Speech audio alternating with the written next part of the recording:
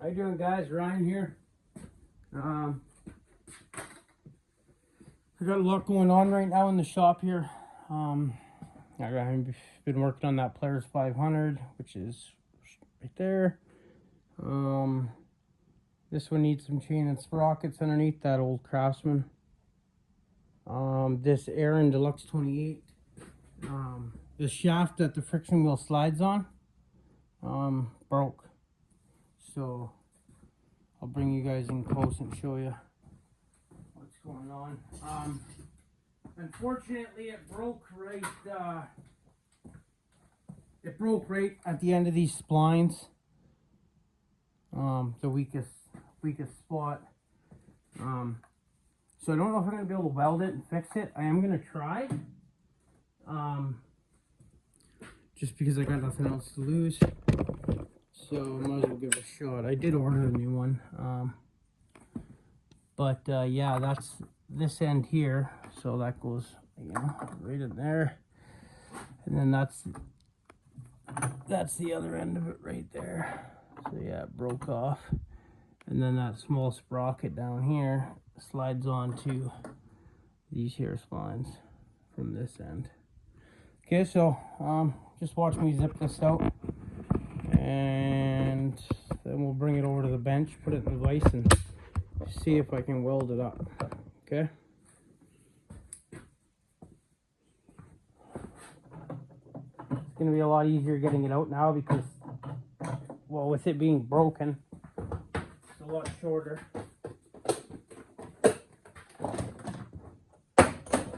In return, that makes it a lot easier to take it out. So, grab some pliers and a screwdriver.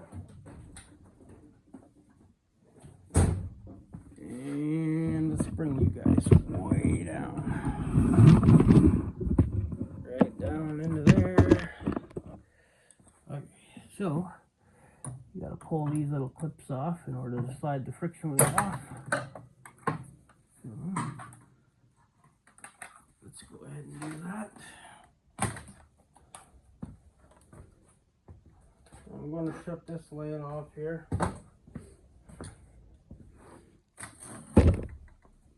Because I got nowhere to put it. There's a couple of different ways you can do this. It's probably easier when the shaft was... It's definitely easier when the shaft's still in it. Or bolted in it and not broken. There we go. So I just hit that with the end of my hand. Okay, I pulled the shaft out.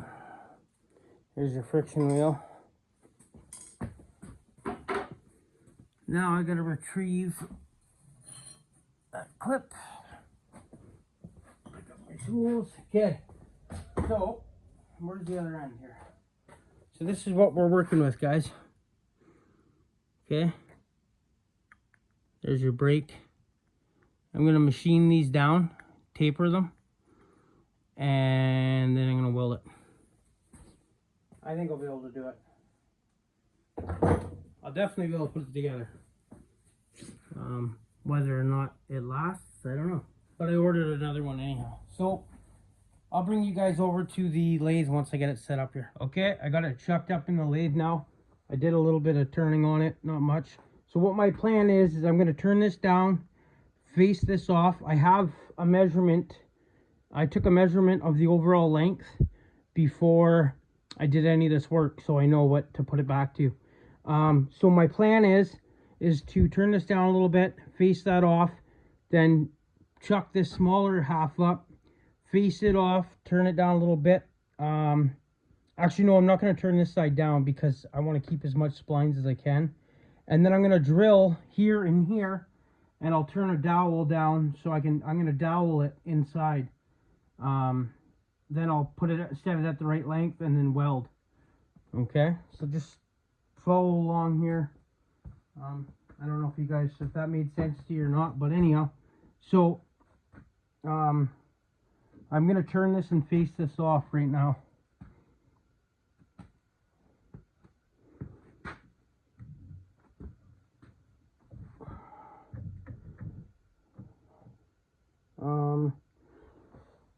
want to do that.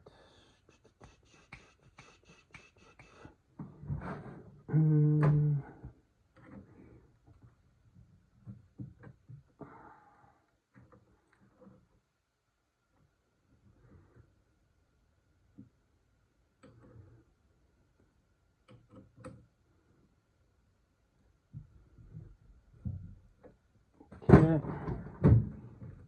Let's walk this through. Hopefully I have enough room here.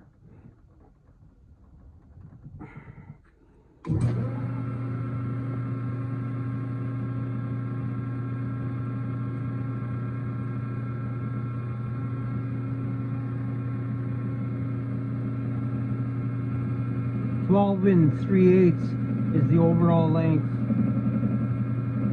So the reason I'm just facing this off is because I want when I drill for my dowel, I want it to be center. I don't want the bit to walk all over, and it will if it's not faced flat.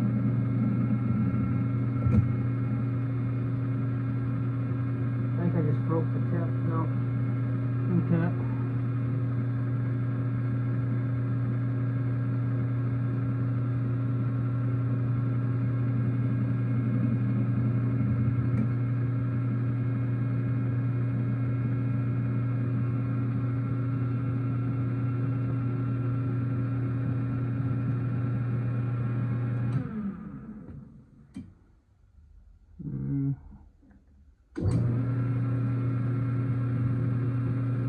I'm gonna get rid of a lot more than that.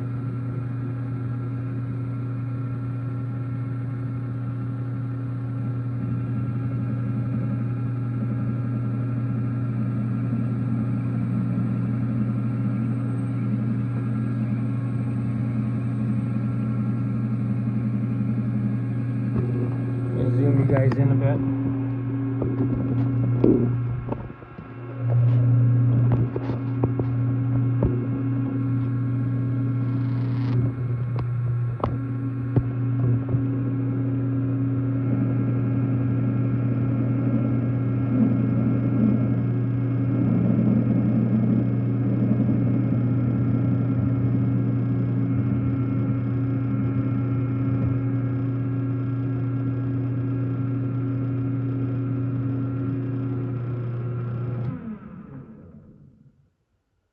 Okay, we'll bring this back over here so I can slide that out.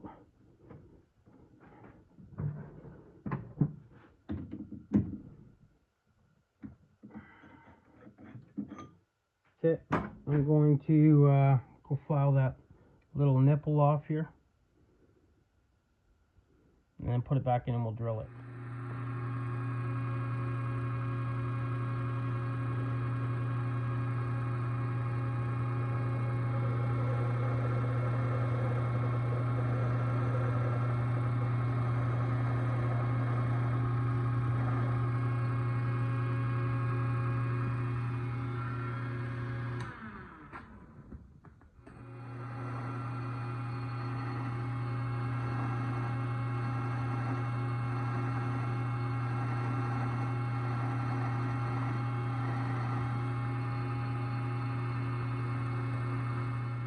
Okay, this is the short section of that shaft.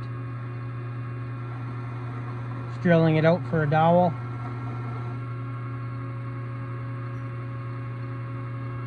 Got about a 1/2 inch in there now.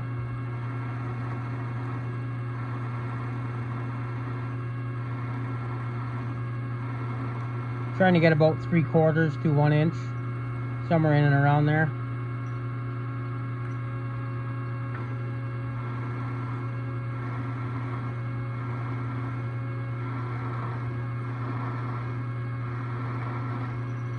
It's cutting pretty good.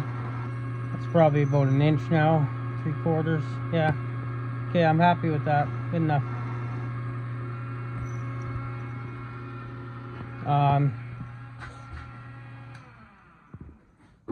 This side's done. I'm just going to make a dowel now to put that in there. And then I'm going to taper this right down, taper the other one down a bit, and it's going to be 100% penetration right through. Follow along. Okay, both both halves of the shaft are done and drilled out for a dowel. Okay, so we're gonna dowel that right there. I got a piece of round stock in there right now, and let's turn it down and make a dowel. Once I make that dowel, then we'll part it off at the right length, put it in, and we'll weld her up here.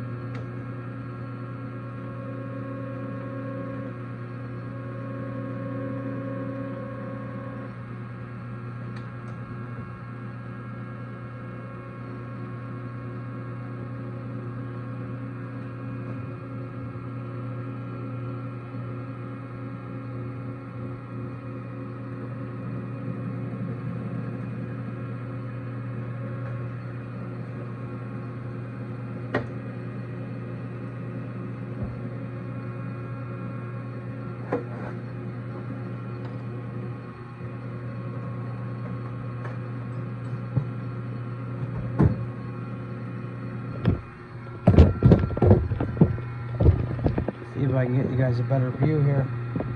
There we go. Not bad, eh?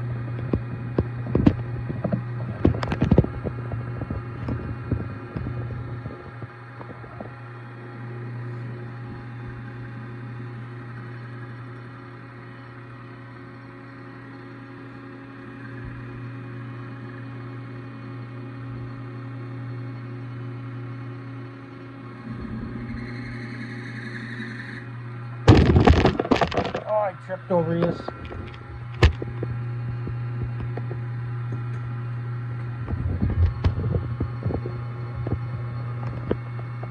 if it'll stay right there. I hate how it's leaning to one way. I don't.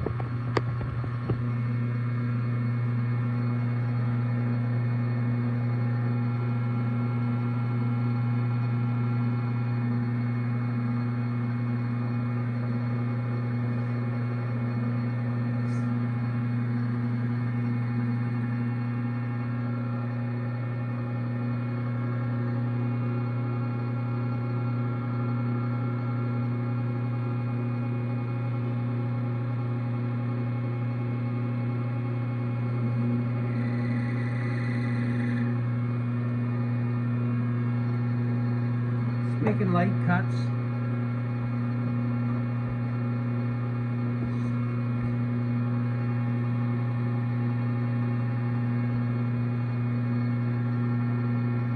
Too light of a cut here.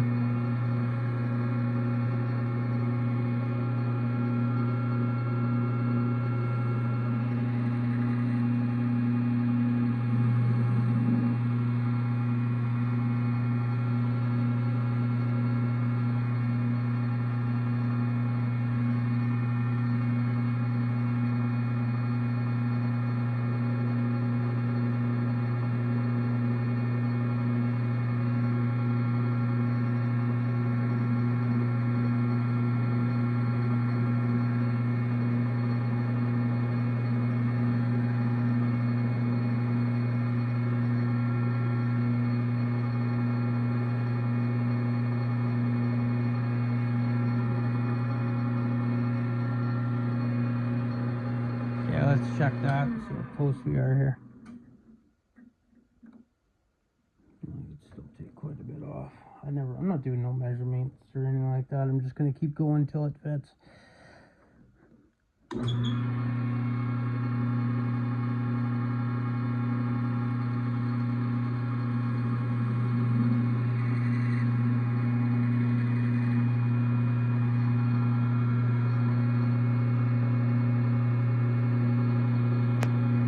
That ain't enough.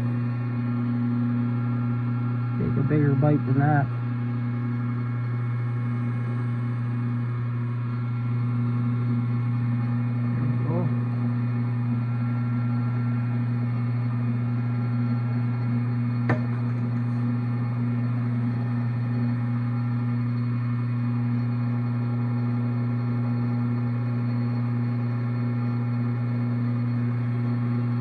once we get this dowel made, I'll pound it into each side of the shaft, and then I'll set my shaft to, I want it to be snug in there so I can set my shaft to the right length with like under friction, and then I can weld it.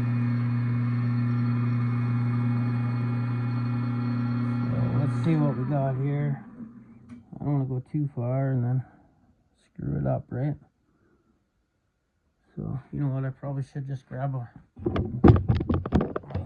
measuring here. Okay, I'll turn you back on here once I get the lathe turned back on. Okay guys, I got it turned down to the right size. Fits on there nice and tight. I'll part that off, and then we'll put it on, put it in the other side, and we'll get it set up and weld it in the vise there. Okay. Here's our dowel. Here's our short shaft, short side. Fits in there nice. I haven't put it in this side yet. Oh, a little bit tight. That's good though. We'll tap that down in there. And let's see. I might have to shorten the dowel a bit.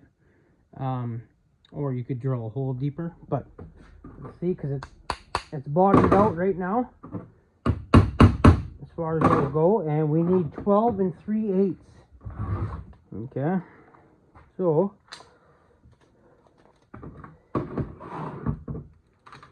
we're gonna be like 12 and oh shit, that's pretty good.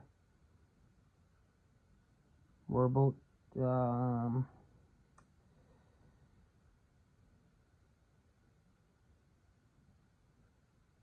we're about 12 7/16. So it's pretty good. Got to take into consideration a little bit of this. These ends probably did wear off.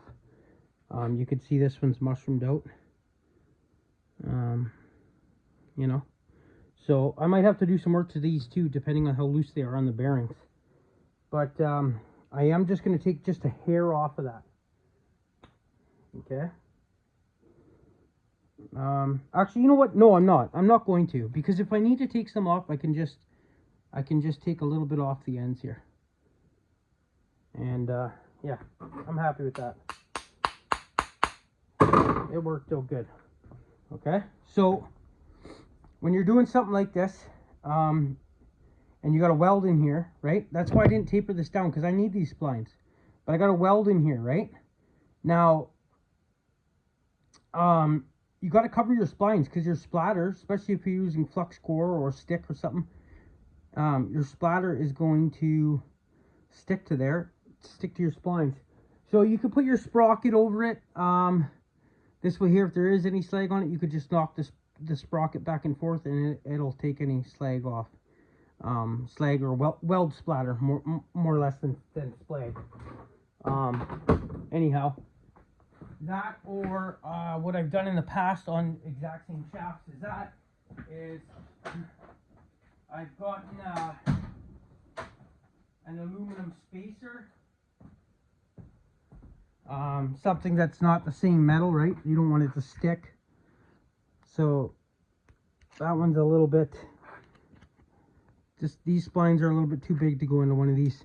So what I'm going to do is I'm just going to use the sprocket with the splines that it came, the sprocket that goes on those splines. Okay, let me clean up a bit, and I'll get everything situated in the vise over there, and we'll weld this up. Okay, let's weld it up. I got you guys in a fairly good spot. I didn't put the gear on, or the sprocket on.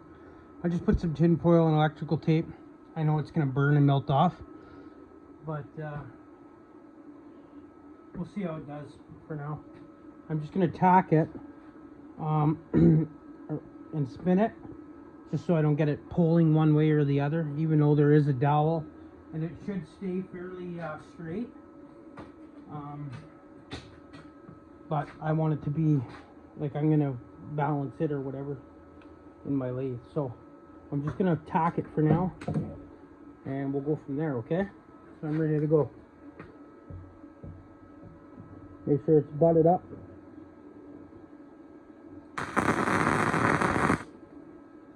So I'm going to put a lot more heat there.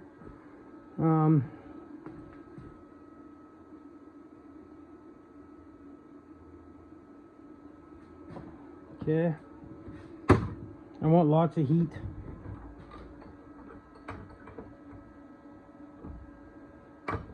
So we'll go 180 degrees.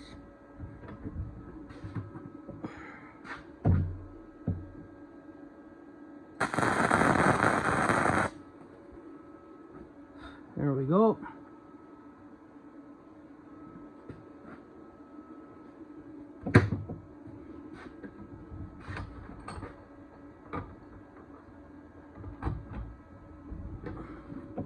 Now I'm going to put a tack every 90 degrees.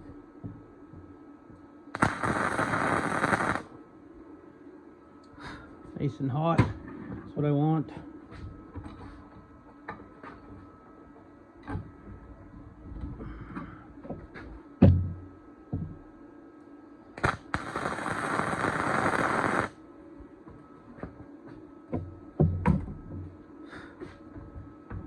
Okay, I'm going to pull that stuff off and wire wheel it, and I'll bring it in and show you guys. Okay, I wire wheeled it. I did turn down the heat a little bit. I ended up melting a couple splines, but that's all right. You'll see how I'm going to fix it up.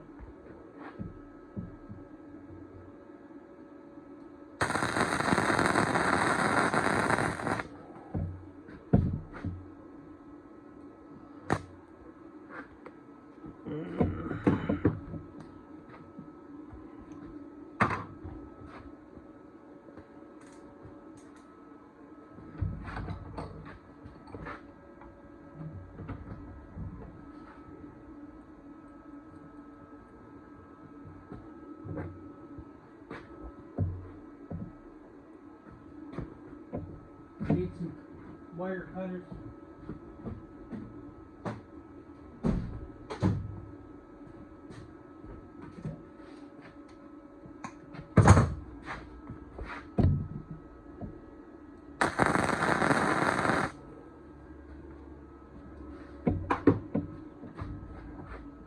It's nice, it's laying in there real nice.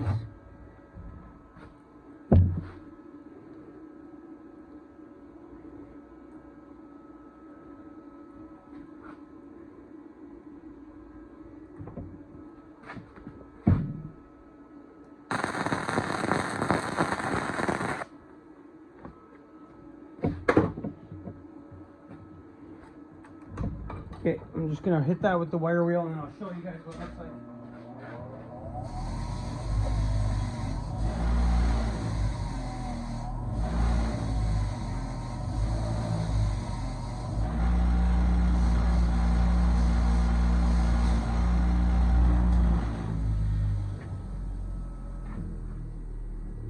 Okay guys, see that? I'm going to chuck it up in the lathe, turn it down a little bit, and then I'm going to re-weld it again. I'm going to move over a little bit. This section of the shaft isn't used, so I can machine that down a little bit. Let me go do that and I'll run you guys back. We're going to put another pass on it, and then I might do it once more, or that might be the end, and I'll finish it up in the lathe. It's looking good, guys.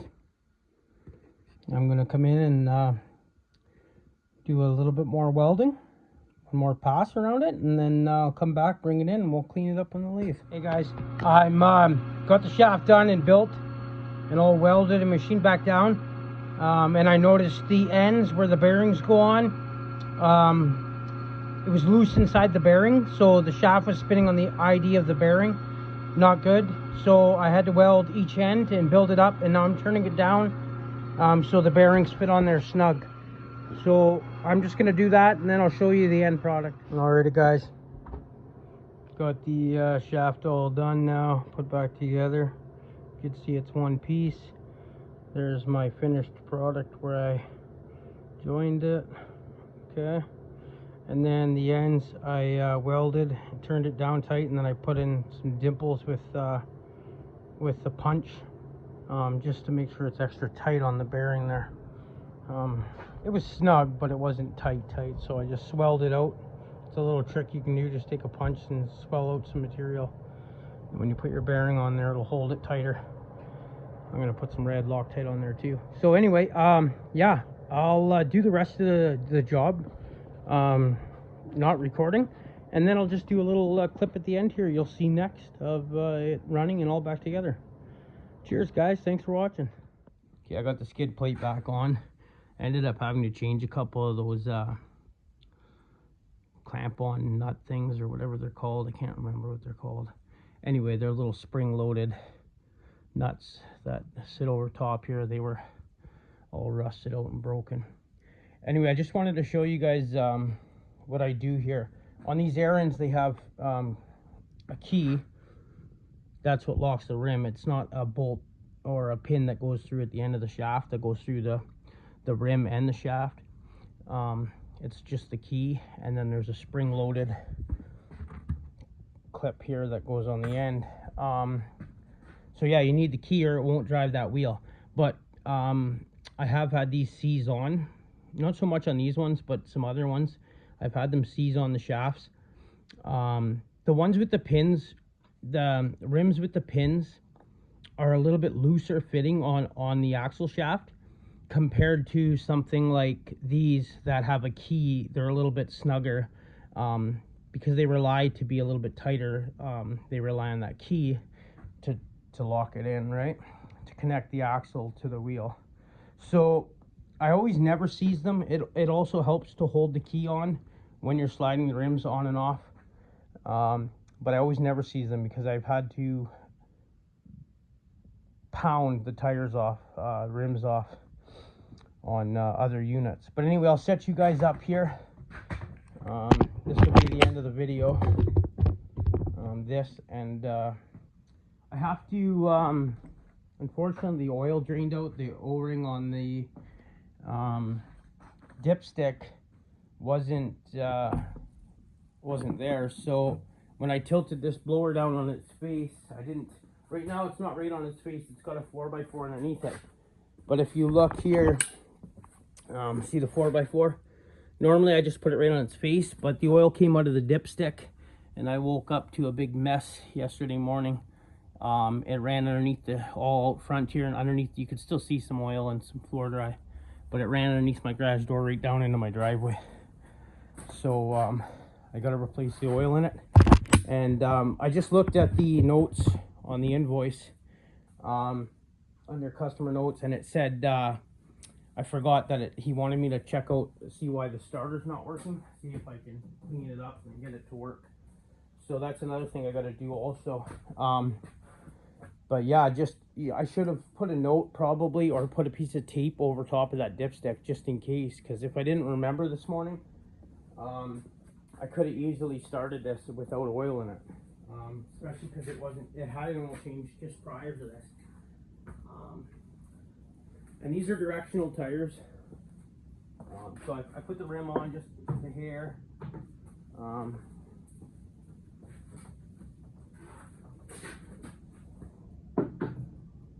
Like that, and I could tell. Okay, so it's hard to explain, but there's an actual axle shaft that runs in the center of that axle also. So usually I like to have them clocked right, so the keys are right. So when you pull them off, the keys are both at the top, not one at the bottom, one at the top, type thing. Oh, that was luck. I had that one lined right up. So yeah, never seize. You can put grease too. I just find never seize, man. It's so much more waterproof than grease. It stays on forever. Unfortunately, when you're screwing around with never seize, you end up looking like the Tin Man no matter what. You can put a little dab on something, and then you go look in the mirror and your face is covered in it. You look like the Tin Man, and not the Tin Man YouTube chainsaw guy, unfortunately. So let's put these on. Yeah, like I said, this locks. So that's the auto turn system. There's a little like differential thing in there, and you can spin the wheels separately. See? But if you give it a jolt, it'll catch. But if you go slow, it'll stay unlocked.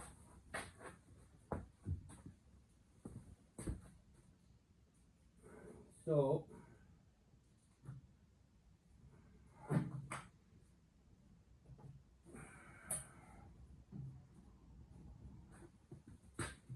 those are on good.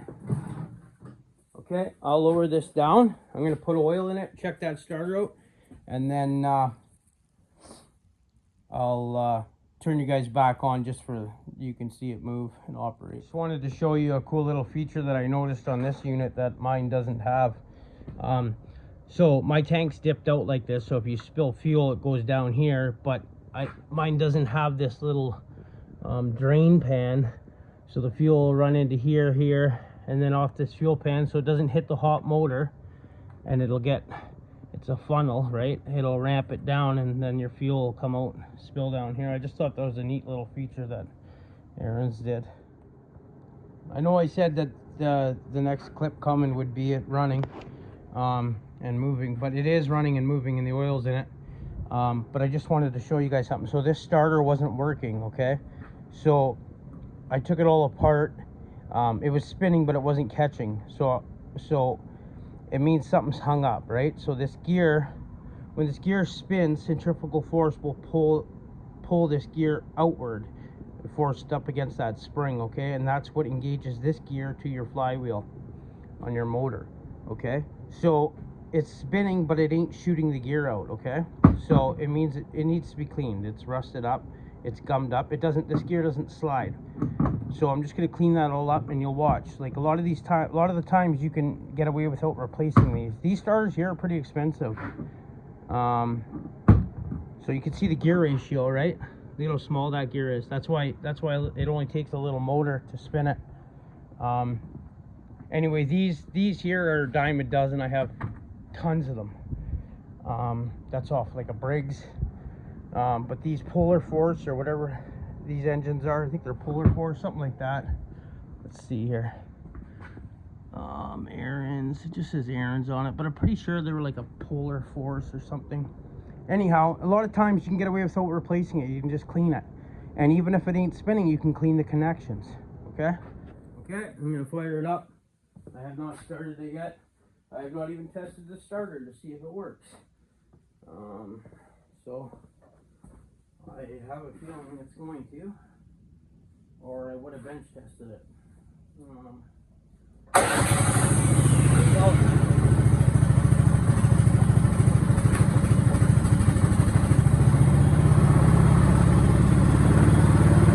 I don't have the belt cover on right now because that's the only thing I haven't checked out in this machine. Now that it's on its wheels, I can take a look at everything and how it's engaging and not.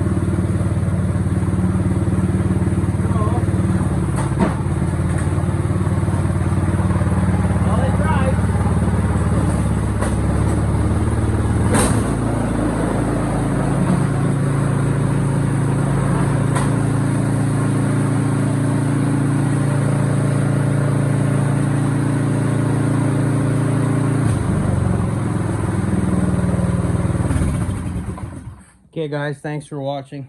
That's it for this video. You guys see it has plenty of traction, nothing slipping.